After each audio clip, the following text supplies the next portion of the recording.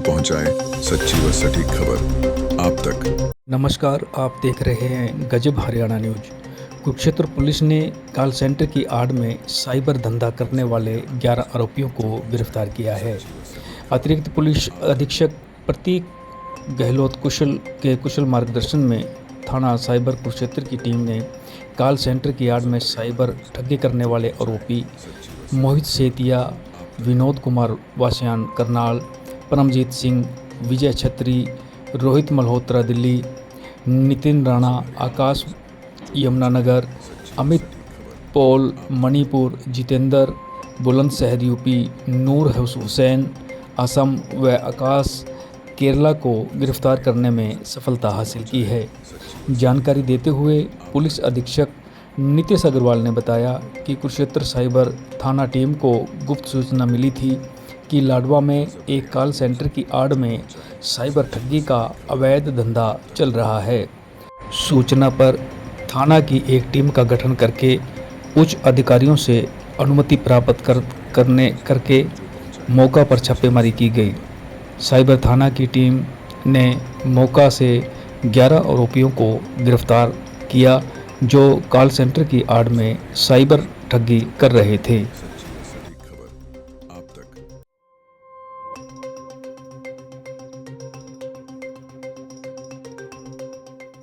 गजब हरियाणा न्यूज, जो पहुंचाए सच्ची व सटीक खबर आप तक।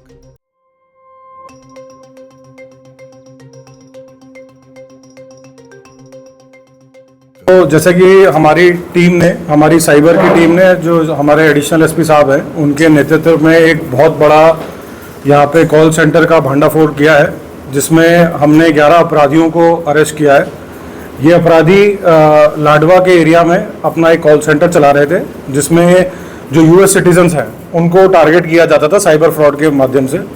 उसमें उनको मेनली ये बोला जाता था कि उनका जो यूएस सिटीजन्स हैं उनका जो पैसा है वो कहीं ना कहीं नारकोटिक्स के पैसे के लेन देन में इन्वॉल्व है, और इस बेसिस पे उनको डराया जाता था और उनसे पैसे ऑनलाइन बिटकॉइन के थ्रू ऐंठे जाते थे। तो ये हमारे पास एक टेक्निकल इनपुट आया था, जिसमें हमारी टीम ने तुरंत कार्रवाई करते हुए एडिशनल एसपी साहब के साथ हमारी 3 टीमें इसमें गठित करी गई थी, जिन्होंने रात में लगभग 7:30 बजे के आसपास इनके ठिकानों पर रेड करी और 11 अपराधियों को अरेस्ट किया। इसमें अपराधियों की एज लगभग 20 से 25 साल की है, जिसमें उनको ये बोला जाता था, उनको कंप्यूटर पे एक स्क्रिप्ट दे दी जाती थी। उस स्क्रिप्ट में सारी चीज़ें लिखी होती थी कि उनको क्या क्या चीज़ें अपना जो कंप्लेनेंट है या क्लाइंट है, विक्टिम है, उससे बात करनी है। उसमें वो उनको यही बोला जाता था कि अगर आपका जितना पैसा है वो एक नारकोटिक के ट्रेड में इन्वॉल्व है, और अगर आप चाहते हैं कि इसको सेटल करना चाहते हैं तो हमारे सीनियर अधिकारी से हम बात करके इस मामले को सेटल करा देंगे, रफा दफा करा देंगे। और जब वो अपनी बैंक डिटेल और सारी चीज़ें बता देता था तो उससे पैसे निकलवा के इसको बिटकॉइन के माध्यम से बाहर भेजा जाता था। तो जितने भी यहाँ पे लोग थे 11 के 11 उनको अरेस्ट करा गया, और जितने ये लोग थे मोस्टली लोग 12वीं पास थे, और जितने 12वीं पास थे कुछ फर्स्ट ईयर सेकेंड ईयर के ड्रॉप आउट भी थे, और ये अलग अलग शहरों से बिलोंग करते हैं। कोई दिल्ली से था, कोई वेस्ट बंगाल से था, कोई केरला से था। तो इस प्रकार से 11 एक्यूज हमने इसमें अरेस्ट करे हैं। सर, ये कहाँ रहते थे? उनके पास ही पीजी है क्या? देखिए, ये जो 11 लोग थे, ये कुछ लोग तो वहीं पे रहते थे उसी ऑफिस में। इनके जो हमने जब रेड करी तो वहाँ पे हमें कुछ इनके बिलोंगिंग्स ही मिले, इनके बैग मिले, रहने की चीज़ें मिली, खाने पीने का सामान मिला। तो कुछ लोग तो वहीं रहते थे, कुछ आसपास पीजी में रहते थे, वहीं पे लाडवा में। शुरुआती जांच के अंदर कुछ लगा अपराधी उसकी पहले भी इस तरह काम कर चुके हैं, कैसा लगा? देखिए, जो ये 11-12 लोग हैं, इनको मेनली यही बोला जाता था, इनको 18 से 20 हज़ार रुपये की इनको मंथली सैलरी दी जाती थी, और इनको जब ज्वाइन करते थे जॉब तो ये बोला जाता था कि इनको नॉर्मल कॉल सेंटर की तरह काम करना है। लेकिन जब इन्होंने काम करना चालू करा तो इनको पता था कि ये लोगों के साथ ठगी कर रहे हैं, लोगों के साथ फ्रॉड कर रहे हैं, और ये यूएस के सिटीजन्स के साथ फ्रॉड कर रहे हैं। तो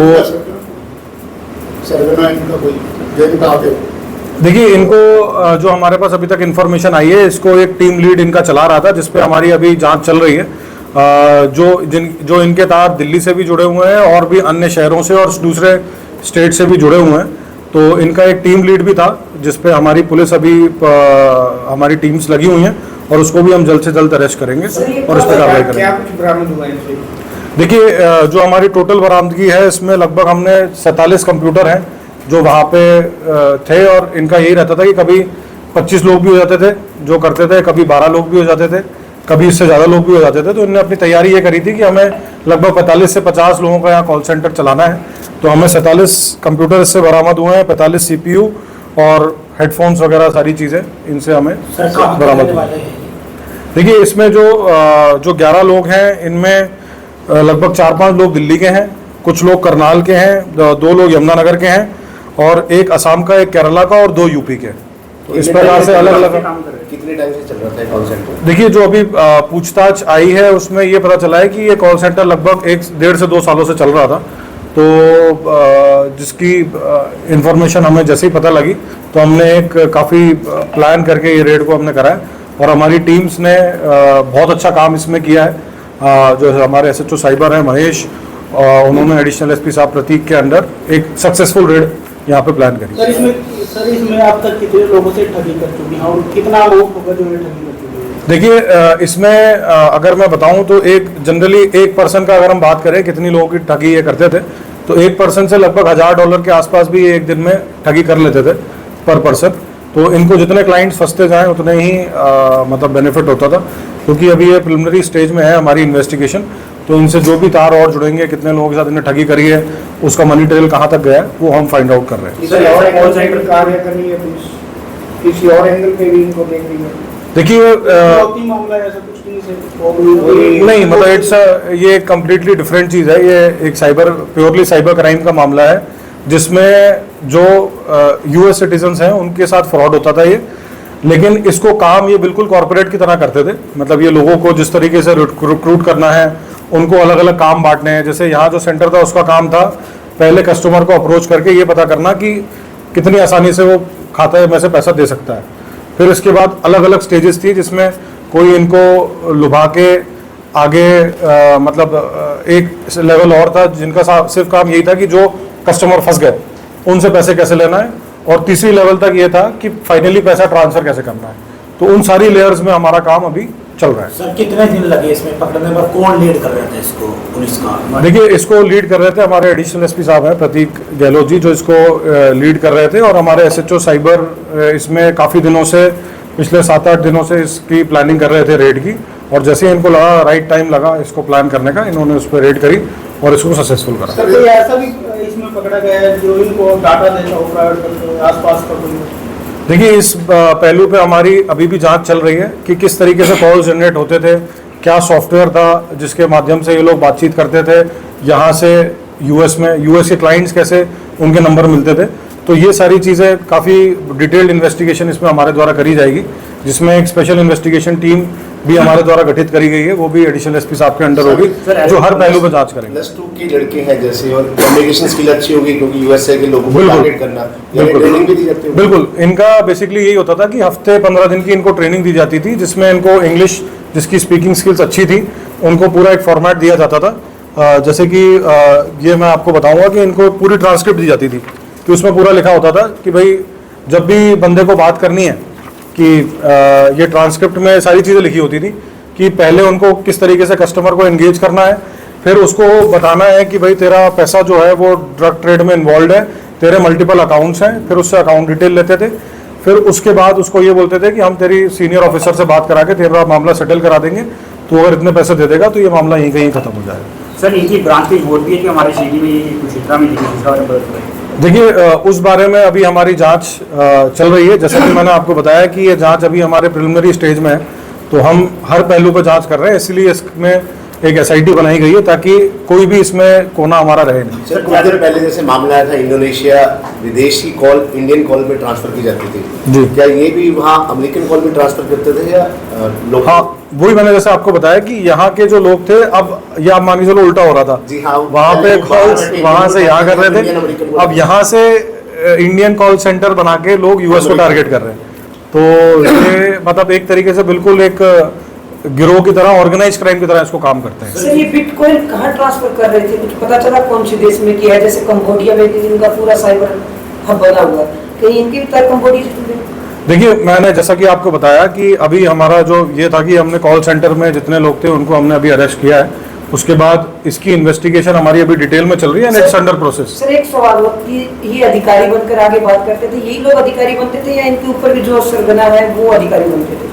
नहीं, बेसिकली ये कॉल सेंटर वाले ही कहीं ना कहीं अधिकारी बन के बात करते थे, मतलब कि ये अपने आप को ड्यूप करते थे एज अ पुलिस ऑफिशियल या नारकोटिक्स के ऑफिशियल वहाँ पे, और फिर ये लोगों को इस तरीके से। जिस बिल्डिंग में चल रहा था उस बिल्डिंग के मालिक को पता था कुछ या कोई उनसे पूछताछ की जाएगी?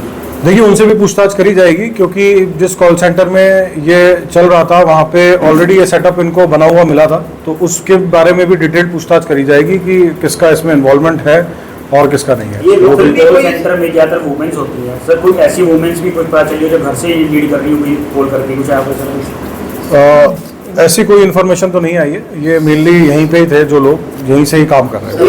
ये बिल्डिंग इन्होंने रेंट पे ली हुई थी वहाँ लाडवा में? देखिए, अभी तक जो बात आई है, क्योंकि इनका मेन जो हेड है जो इस सेंटर को चला रहा था, वो उस पर अभी हमें कार्रवाई करना बकाया है, तो वो जब आएगा तब सारी बातें पता चलेंगी कि ये कॉल सेंटर रेंट पे था, कितने समय से था, उसने पुलिस को कब यहाँ उसने सेटअप किया। लोकल इन्वॉल्वमेंट तो कोई नहीं है सर, लाडवा की जैसे अभी तक ऐसी कोई इन्वॉल्वमेंट नहीं आई है, बट हम सारे एंगल्स पे जांच कर रहे हैं। सर, ये कॉल सेंटर चलाने के लिए क्या लोकल प्रशासन से अनुमति लेना जरूरी नहीं है कुछ इस टाइप का? जैसे वो किराए भी देगा, किराएदार पुलिस को इन्फॉर्म करेगा, आप भी सूचित करें। देखिए, हम बार-बार बिल्कुल जी, हम बार-बार इस चीज़ में मुहिम जरूर चलाते हैं कि जो भी अगर आपके पास कोई स्पेशली घर पे रहने कोई आता है होम वेरिफिकेशन के लिए, तो आप वो पुलिस से ज़रूर उसकी वेरिफिकेशन कराएं। तो ये हमारा हर बार प्रयास रहता है कि आप पुलिस को बताएं ताकि हम उस बंदे की वेरिफिकेशन कर सकें। इवन आपके इस माध्यम से मैं ये भी बोलना चाहूँगा कि इसलिए हमने एक स्पेशल अभियान चलाया है, जितने भी हमारे होटल्स वगैरह हैं उनमें हम जा के उनकी मीटिंग्स भी ले रहे हैं बार बार। कल भी हमने बहुत सारे होटल ओनर्स को कुरुक्षेत्र को बुलाया था कि आपके यहाँ कोई भी अगर रहने आता है तो आप उनका आधार कार्ड जरूर चेक करें, आधार कार्ड पे जो नंबर लगा है उसको फ़ोन करके जरूर चेक करें।